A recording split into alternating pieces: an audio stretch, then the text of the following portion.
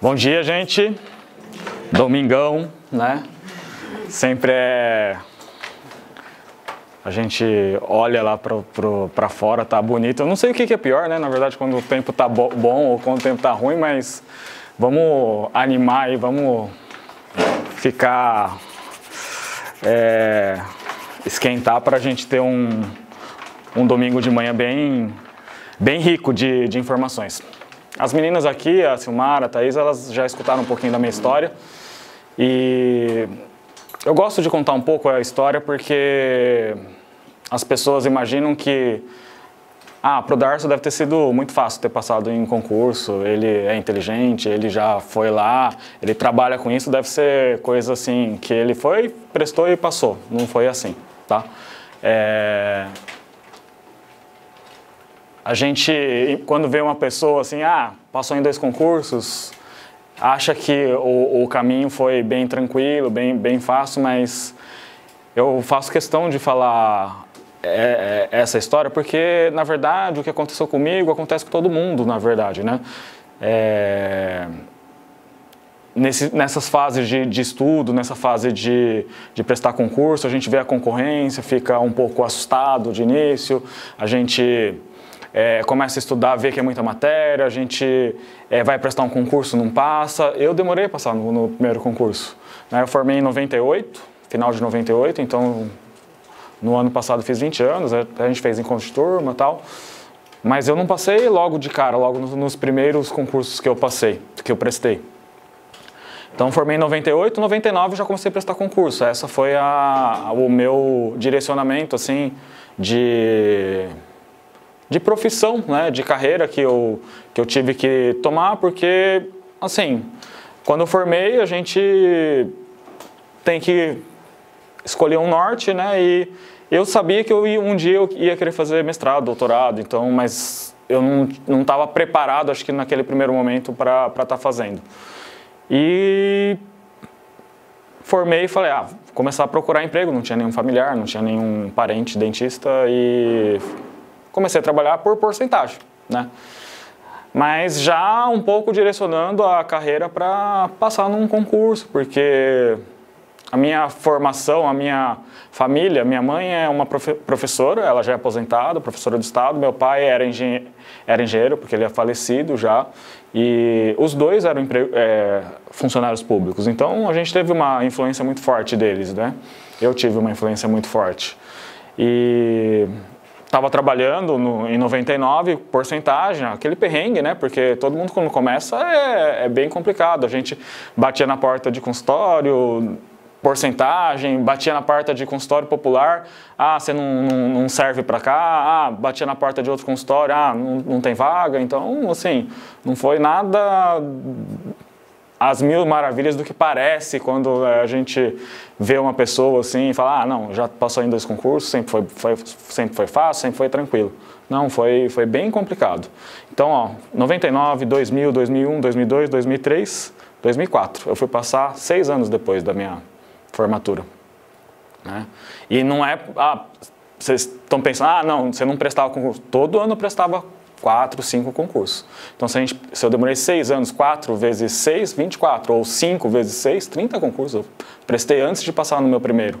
Aí, agora de manhã, eu estava conversando com a Thaís, só que o que acontece? Quando você passa no primeiro, o segundo é muito mais fácil de passar. Por quê? Você construiu todo o alicerce lá.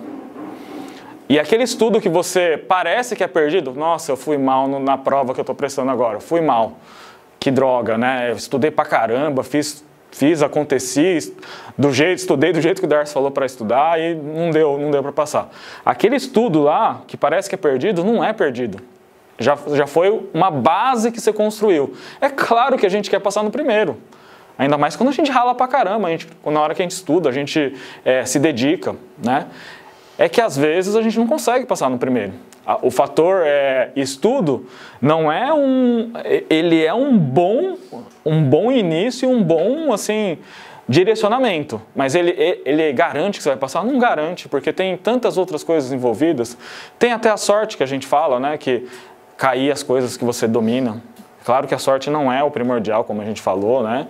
A sorte é uma situação que, se você estudou e caiu o que você domina, pô, isso é sorte também, não é só competência. A competência ajudou, né? Você estava no momento certo, na hora certa, com a prova certa. Agora, a gente quer passar, claro, mas o direcionamento que a gente dá é justamente esse, para você construir essa base, e se der para passar no primeiro, pô, é maravilhoso.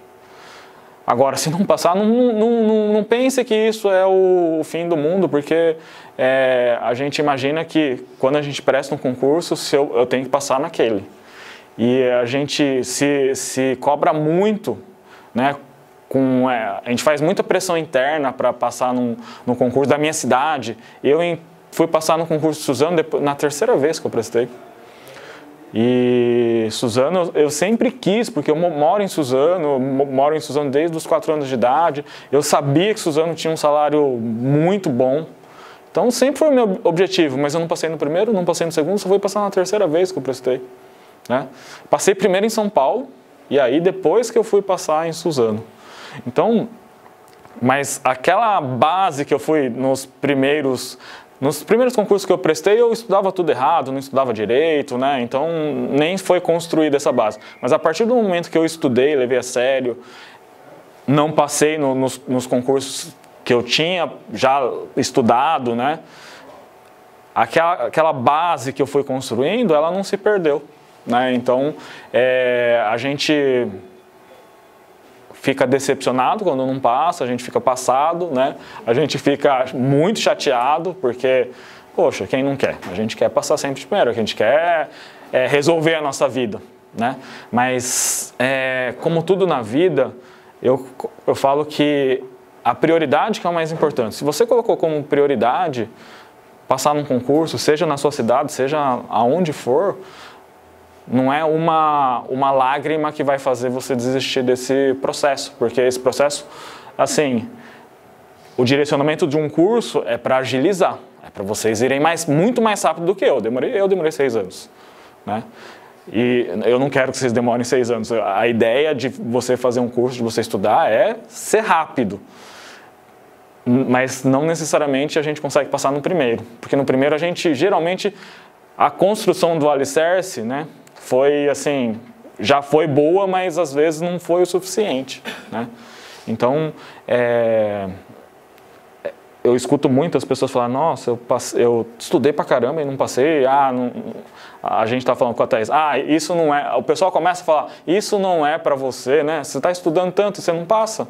As pessoas mesmo ao seu redor começam a desanimar você, mas aquela questão, eu falo que a nossa cabeça que é o mais importante. A partir do momento que a gente colocou a prioridade, a partir do momento que a gente falou, não, é isso que eu quero na minha vida, eu vou lá e vou fazer. E eu sempre falo para os meus alunos também de faculdade. Quando eu dou aula, assim, eles falam, professor, você é inteligente, você sempre teve facilidade de falar. Não, putz, eu tinha uma dificuldade de vir aqui na frente, falar para as pessoas. Quando eu tinha seminário na graduação, eu tremia, eu ficava vermelho, eu não conseguia falar, gaguejava, tudo de ruim. Mas como eu coloquei como prioridade ser professor, e eu queria ser um professor, assim, parecido com os professores que eu tive, assim, que eu admirava, que eu falava, nossa, esse cara é foda, né? Eu falei, não, até curso de oratório eu fui fazer. Então eu fui buscar.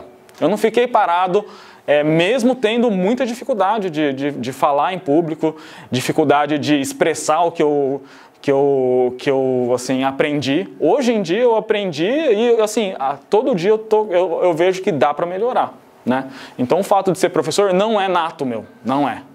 O fato de ser professor é que eu treinei muito, muito mesmo, muito, mas muito, mas muito.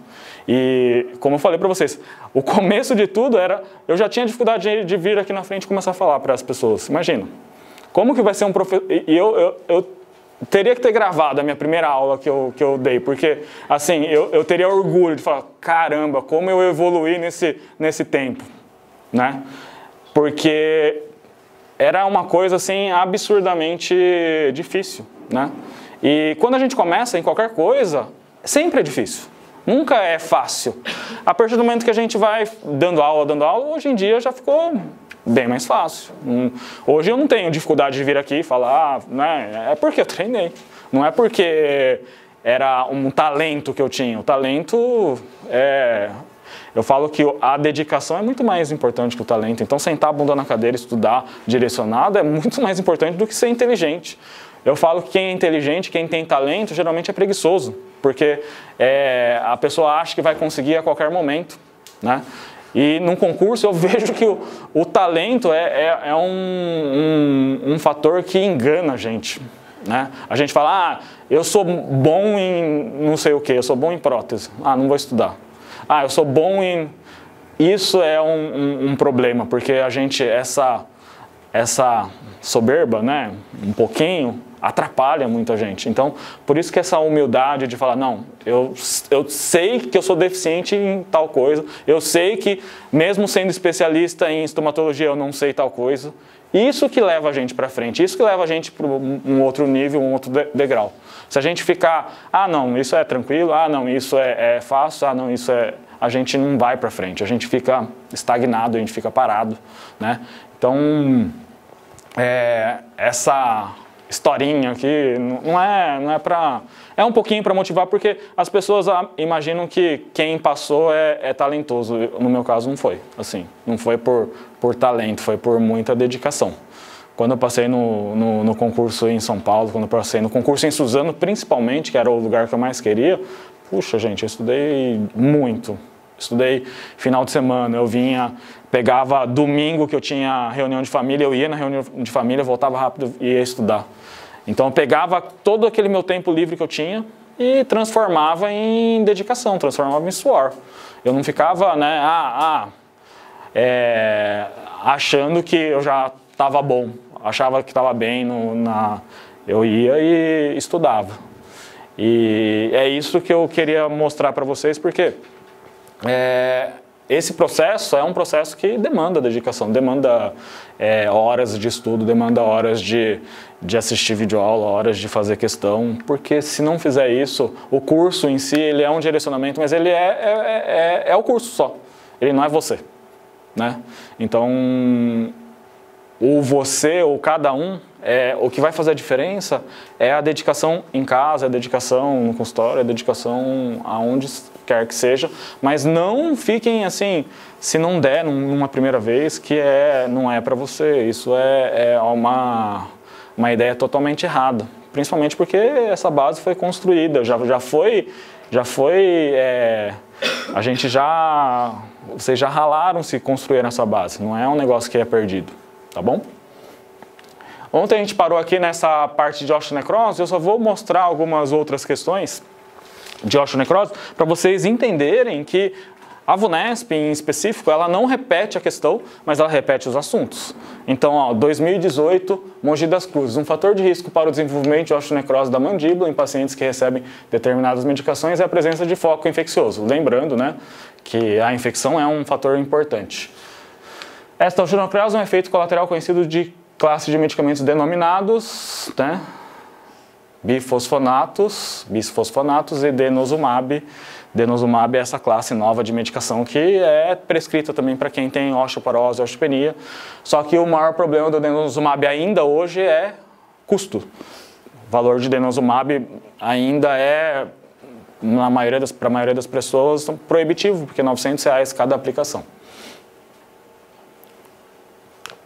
Então, uma questão de 2018, outra questão de 2018, paciente mulher de 65 anos comparece ao consultório necessitando de tratamento odontológico. Durante a anamnese relata fazer um tratamento para hipertensão e osteoporose, utilizando os medicamentos hidralazina para hipertensão e alendronato de sódio há 1 ano e 10 anos. Então, ela já usava há muito tempo o bifosfonato. Por isso, né, quem usa... Quanto mais tempo a pessoa usar, mesmo via oral, maior risco, tá? Isso eu não sei se eu falei ontem lá naquele comecinho, mas quais são os fatores importantes para a osteonecrose? Potência do medicamento, então se é intravenoso é maior risco.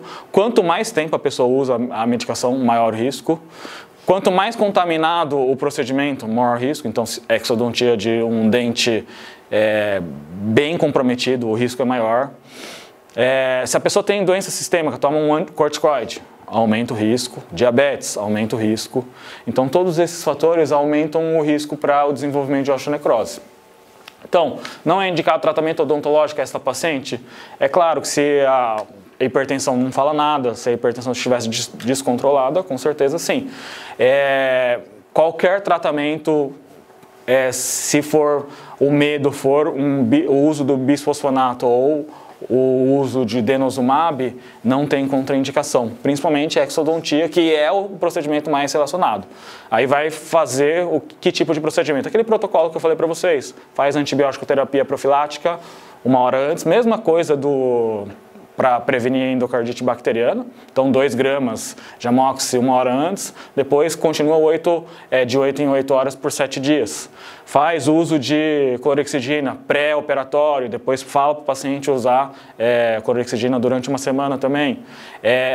O procedimento o mais atraumático possível, quanto mais osteotomia a gente fizer, quanto mais a gente desgastar o osso, maior chance de causar osteonecrose. Não pode deixar espícula, se deixar espícula também pode promover uma osteonecrose posteriormente, né?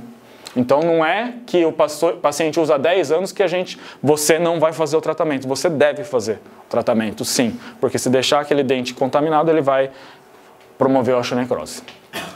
Será necessário antibiótico de maneira profilática para tratamento restaurador? Tratamento restaurador não, porque você não vai mexer com bacteremia, não vai mexer com micro-organismo, então consequentemente você não precisa. Há risco de convulsão durante o procedimento de anestesia? Não, né? Não tem relação com o que está falando aqui. Será necessário o uso de ansiolítico 1 hora antes do tratamento odontológico devido ao uso contínuo de hidralazina? Não é a hidralazina que vai ser o responsável pelo uso ou não, né? E sim o estado do paciente, né? Se o paciente é ou não. Há risco de osteonecrose em intervenções como extração dentária e colocação de implantes ósseos devido ao uso de alendronato de sódio? Essa sim é a resposta correta. Darcy, então quando o paciente faz uso de alendronato, eu não posso fazer implante? O risco é pequeno, tá? Para fazer implante, não é muito grande, principalmente se é via oral. Essa é a pergunta, na verdade, de $1 milhão que a maioria das pessoas fazem, né? Nos cursos, as pessoas pensam, pessoa usa alendronato, começou a usar alendronato semana passada, sei lá, ou faz 2 meses. Posso colocar implante? Pode, não tem problema. É 0 risco de acontecer osteonecrose? Não, 0 não é. É 0,0001, mas existe esse risco. Agora, se o paciente já usa 10 anos, aumentou o risco, né? Se o paciente tem doença de base, doença sistêmica, aumenta o risco. E aí tudo que aumenta o risco, né, a gente vai colocando na balança e vê se vale a pena. Porque um caso de osteonecrose depois de um implante é ruim, né? Para a gente falar para o paciente, a gente deu osteonecrose, agora você não vai conseguir nem mais colocar nenhum implante, né? Vai ficar difícil de reabilitar. Então, tem que pesar custo-benefício e deixar o paciente bem esclarecido, né? Você topa? Você quer topar o risco de fazer um implante, mesmo sabendo que pode acontecer o caso de osteonecrose? Aí tem que fazer um termo de consentimento bem fechadinho. Aqui, Mogi das Cruzes também. Mogi caiu essa questão, falando de medicações, e também caiu uma outra questão que tinha... não, essa não tinha, mas depois caiu uma muito parecida. Falando das medicações. Ontem a Bruna falou da fenitoína. Fenitoína causa que tipo de problema? Hiperplasia gengival medicamentosa. Lembrando, fenitoína, ciclosporina e nifedipina, né? Os 3 são a classe medicamentosa. E aí, ó como é para fazer a questão. A única que tem hiperplasia gengival é a alternativa A, né? Então a gente já consegue eliminar todas as outras alternativas. Mas era muito importante, é isso que eu quero mostrar para vocês nessa questão também, que caiu em Mogi e logo depois, né, a alternativa A, caiu em registro muito parecido, só que aqui ele não falou dos medicamentos, falou dos efeitos colaterais. E aqui, de novo, hiperplasia gengival, só que daqui a gente já fica com 2, né, alternativa A. E aí, se soubesse que a osteonecrose da mandíbula pode ser causada pelo denosumab, eu só sabendo essas 2 já mataria a questão. Só que não é isso que eu queria que vocês entendessem. O que eu quero que vocês entendam é isso. Ah, eu não sei o que a carbamazepina pode causar. Aí está na alternativa. Isso você tem que marcar. Você tem que guardar isso. Por quê? Depois, ó, carbamazepina, ulcerações na boca. Aqui, não tem ulceração, mas vamos ver outro que tem. Aumento da salivação e diminuição do fluxo salivar. O que diminui o fluxo salivar? Fluoxetina. Clonazepam aumenta a salivação. Então, ó, aumento do fluxo salivar, clonazepam. Então cai assim muito parecido, não cai igual, não é igual a questão. Porque outras bancas, por exemplo, Ibansp é igual, exatamente igual. A Vunesp ela muda, mas muda com um assunto, né, dentro desse contexto, tá? Aí o pessoal fala, né, tá mudando muito a Vunesp. Muda, tá mudando, sempre tá mudando. Então por isso que tem que ir estudando as provas mais recentes, né? Eu falo que, qual que é a prioridade de estudo? É fazer questão. Mas qual que é as questões mais importantes? As questões mais recentes. Parece até meio que não vai acontecer, porque a gente pensa, a última prova eles não vão repetir ou copiar o assunto. Mas as bancas, elas privilegiam, né, geralmente uma cópia, porque eu acho que eles devem ter um banco grande e usam esse banco, né, das questões que fez, sei lá, 2019. E aí ele vai privilegiar as questões, os assuntos de 2019 são mais recorrentes, né? A chance de cair é maior. Vai cair igual? Não é isso. Mas a chance de cair maior é dessas provas mais recentes. De novo, ó, Barretos, 2018. Os medicamentos antirreabsortivos como os bifosfonatos são utilizados amplamente no tratamento das desordens ósseas da hipercalcemia. E podem promover alterações significativas na cavidade e estruturas bucais. Hipercalcemia, né, aumento do cálcio, por exemplo, uma doença que pode acontecer, o tratamento é o uso de bifosfonato, porque ele diminui esse aumento da concentração de cálcio ou da formação óssea, por exemplo, doença de Paget. Então, por exemplo, poderia cair doença de Paget, bifosfonato, risco de osteonecrose, isso que a gente começa a pensar, né?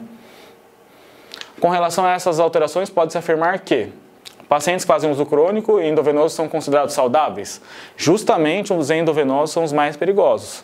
Então, eles são as medicações mais potentes e com maior risco de osteonecrose. Por isso, eles devem ter um cuidado especial para a realização desses procedimentos. A osteoradionecrose é uma das complicações? Osteorádio, é só lembrar do nome. Rádio vem do quê? De radioterapia. Não é relacionado com a medicação que o paciente está tomando, bisfosfonato. Então, a definição da Associação Americana de Cirurgia Buco é que, para a gente considerar um caso de osteonecrose associada a medicamentos, primeiro, o osso tem que estar exposto no meio bucal ou extrabucal com fístula por pelo menos 8 semanas. Então, 2 meses. Segundo fator, o paciente tem que tomar algum desses medicamentos, ou denosumab, ou bisfosfonato, ou um antiangiogênico. Então, tem que tomar. Isso é óbvio, né? Não tem discussão.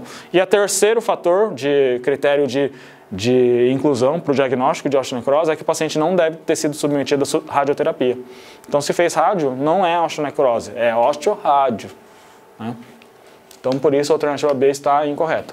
O tratamento da necrose óssea pode ser realizado por meio de irrigação, terapia medicamentosa com antibióticos e debridamento cirúrgico.